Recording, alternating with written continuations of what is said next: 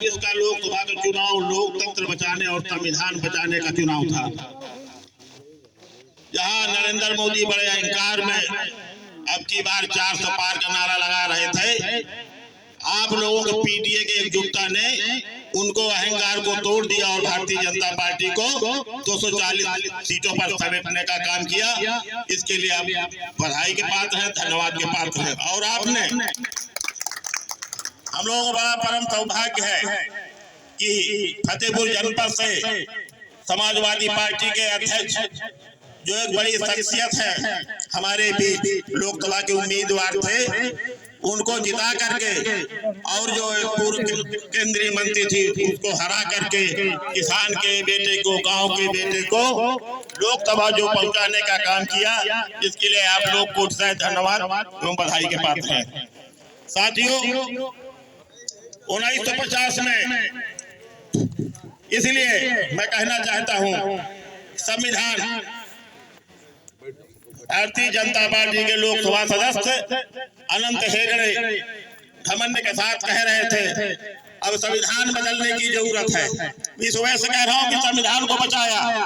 अगर उनका आंकड़ा 400 पार या दो तिहाई बहुमत हो जाता तो निश्चित रूप से मनुस्मृति के हिसाब से ये संविधान की पुनर्रचना होती और हम लोगों को जैसे ब्राह्मण क्षत्रिय वैश्य मनुस्मृति के तहत तो हम लोगों को शूद्र समाज जो बैकवर्ड दलित समाज के लोग हैं उनको फिर से चाकरी करने के लिए, मजदूरी करने के लिए, खलाई बिनने के लिए, जुताई करने के लिए, नमक मिर्चा उगाने के लिए, लोहारगिरी करने के लिए, दर्जीगिरी करने के लिए, चमड़ा जूता सिलाई करने के लिए दलित समाज और बैकवर्ड समाज को लोग ऐसा संविधान का निर्माण करते थे, मजबूर करते थे। और जो देश की मुख्य धारा में हम लोग आरक्षण के बदौलत आकर के अपने बच्चों को भविष्य संभालने का काम कर रहे हैं तथा अपना जीवन स्तर उठाने का संविधान के बोलो जो प्रदत्त आरक्षण के तहत हम लोगों को जो स्वतंत्र जीवन जीने का और समाज में सम्मान प्राप्त करने का जो अवसर प्रदान हुआ उसको साथियों समाप्त कर देते। इसके लिए पुनः एक बार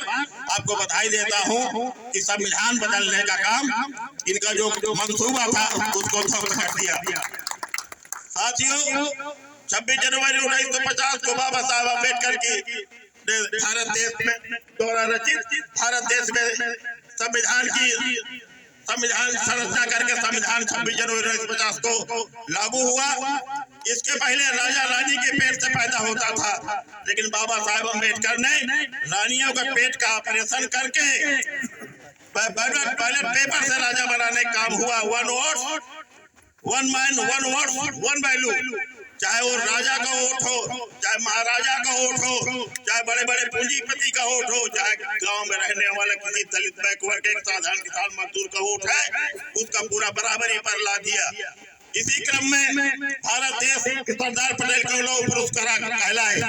555 रियासतों को जो राजा महाराजा थे, जो सामंतवादी के प्रतीक थे, उनको ध्वस्त करके भारत देश के गणराज्य में और भारत देश में मिलाने का काम किया और राजाओं को रजाई में सुलाने का काम किया। साथियों, इसलिए भारत देश में लोकतंत्र और संविधान का जो खतरा था उनको पूर्ण बहुमत नहीं प्राप्त हुआ और वैसाखी के सहारे सरकार चलाने को मजबूर हुए। नरेंद्र मोदी की सरकार आप लोगों के अथक प्रयास थे तो पीडीए की एकजुटता, पीडीए का अथक प्रयास और माननीय राष्ट्रीय अध्यक्ष अखिलेश यादव के नेतृत्व में पूर्ण आस्था व्यक्त करते हुए आप लोगों ने 2024 में ऐतिहासिक काम किया। इसके लिए सभी मतदाता धन्यवाद के पात्र हैं।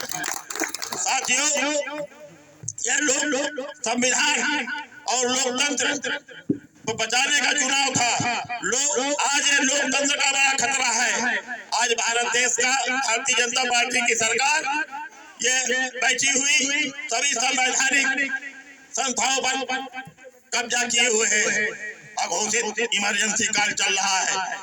कोई भी ब्लॉक प्रमुख का चुनाव हो, जिला पंचायत का चुनाव हो, चाहे टाउन एरिया का चुनाव हो, नगर पालिका का चुनाव हो, आज अपने तानाशाही रवैये के चलते आज विपक्ष के लोगों को लगातार परेशान किया जा रहा है। उनको पर्चा भरने तक को पर्चा न भर सके, इसके लिए मजबूर किया जा रहा है।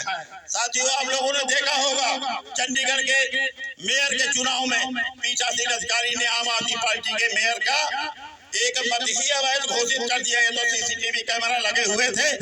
वो आम आदमी पार्टी का और भारतीय जनता पार्टी के प्रत्याशी को बेईमानी करके जिताने का काम किया। जब सुप्रीम कोर्ट पहुंचा, सुप्रीम कोर्ट ने फटकार लगाई। सुप्रीम कोर्ट ने जब फटकार लगाई और उसे मत को वैध घोषित करते हुए आम आदमी पार्टी को मेयर बनाने का काम किया। आज लोकतंत्र इस वजह से खतरे में है कि चुनाव आयोग पर नियंत्रण कर लिया, व्यवस्थापिका पे पूरी तरह नियंत्रण कर लिया है। तो साथियों, ये बड़ा कठिन समय है। आज संविधान खतरे में है, लोकतंत्र खतरे में है। इसके लिए आप लोगों को एकजुट होकर के और जो माननीय राष्ट्रीय अध्यक्ष की मंशा है पीडीए की एकता को बरकरार रखते हुए इस तानाशाही सामंतवादी ताकतों को सत्ता से उखाड़ फेंकने का काम करना है। साथियों, ये लोग कहते हैं हम राम को लाए हैं। अरे तुम्हारी क्या हैसियत है, तुम राम को ले आओगे? राम तो हम सबको लाए हैं। तुम लोग झूठ बोलने वाले लोग, फर्जी बातें करने वाले लोग, भारतीय झूठा पार्टी, भारतीय जुमलाबाज पार्टी, तुम्हारी हैसियत और औकात है, तुम राम के को कैसे ला सकते हो? अरे तुम तो सच्चे राम भक्त भी नहीं हो सकते, सच्चे राम के दरतों में चलने वाले भी नहीं हो सकते। एक वो राम थे जिनको था कल राज्याभिषेक होना है, लेकिन उनके पिता ने आदेश दिया कि तुमको वनगमन करना है। उन्होंने सत्ता पर ठोकर मार करके वनगमन करने का काम किया था। और तुम लोग सत्ता प्राप्त करने के लिए कितने कुकर्म कर सकते हो, कितने अधर्म कर सकते हो। कहीं उत्तराखंड की सरकार गिरा सकते हो, कहीं झारखंड की सरकार गिरा सकते हो, कहीं कर्नाटक की सरकार गिरा सकते हो, मध्य प्रदेश की सरकार गिराते हो, करोड़ करोड़ रुपए विधायकों